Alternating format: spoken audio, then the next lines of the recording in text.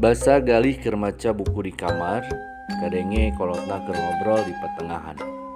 Galih nyamperkeun keur milu ngabandungan. Pang-pang nama penasaran lantaran sora indungna bangu nu keur keheul. Cenah pedah bulan ieu mayar listrik naek deui.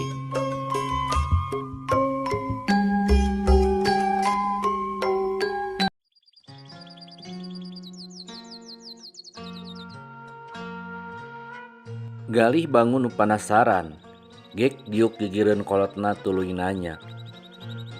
Ari jaga, mun Galih tos dewasa bakal kabagian listrik, Pak? Moal, berarti ayeuna ge apan mindeng parem. Ceuk indungna ngaheureuyan. Tong tu kabagean, ceuk bapana. Asal ti ayeuna daek ngirit listrik, ulah dihambur-hambur. Tuh tingali di kamar Galih. Apan lampu teh ngagebrai wae, padahal teu aya sasaha. Mubazir eta teh. Muhun, katu orang pareuman heula. Galih ngaleos ka kamar, mareuman lampu. Teu lila ngurunyung deui. Jadi, Galih bakal kabagian listriknya, Pak? Galih nanya deui. Cuk bapa ge, mun urang hemat kana energi, tangtu bakal mahi keturunan urang jaga. Jadi, ulah sakarep-karep, ulah dihambur-hambur ti ayeuna. Energi? Apan orang teh nuju nyareoskeun listrik? Galih kerung. Eta ge bagian tina energi. Pan energi teh rupa-rupa. Aya energi listrik, aya energi panas, aya energi cahaya, jeung sabejabana. Kaasup kadaharan ge sumber energi. Muhun, da abdi ge tos diajar di sakola. Hehe. Galih seuri. Tuh, komo ari tos diajar mah.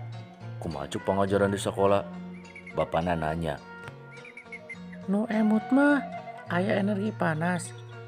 Nya acuk moal Galih upami teu aya energi panas mah. Jawab Galih. Nya, eta teh salah sahiji guna energi tina panon poe. Ari panon poe jeung angin bakal beak kitu, Pak. Indungna Galih nanya. Har, naha bet noros kitu? Beda we cenah energi teh bakal aya beakna. Teu kacipta mun panon poe jeung angin beak. Tangtu beak, upama geus lebur kiamat mah. Maksud bapak kieu, sangkan energi mahi nepi ka jaga. Sakur sumber energi nu bakal beak, ku urang kudu dihemat. Contohna minyak bumi. Mun minyak bumi terus-terusan dikeduk, lila-lila bakal beak. Nu matak kudu diawet-awet. Salah sahiji sumber energi listrik teh tina bahan bakar minyak. Jadi upama urang ngahambur-hambur listrik, sarua jeung ngamoyah-moyah minyak bumi. Pan listrik mah tina tenaga cai, Pak. Omong Galih. Eta mah diantarana sumber energi listrik rea pisan. Aya cai, panon poe, angin, uap, jeung sajabana. Tapi pan cai ge aya orotna. Mun caina saat rek kumaha. Eta sababna kunaon pangna urang kudu miara tatangkalan. Sangkan siklus cai angger. Jadi bisa dipake ke segala rupa. Lian ti eta sangkan energi mangpaat keur sakumna manusia. Urang kudu terus ikhtiar. Contohna nyieun sumber energi anyar jeung energi alternatif. Ceuk nu pinter mah disebutna energi terbarukan. Nu kumaha energi terbarukan teh, Pak? Galih beki penasaran. Oke, peuting ku bapa diterangkeun. Ayeuna mah tos adan. Yuk urang ka masjid heula. Bapana Galih cengkat.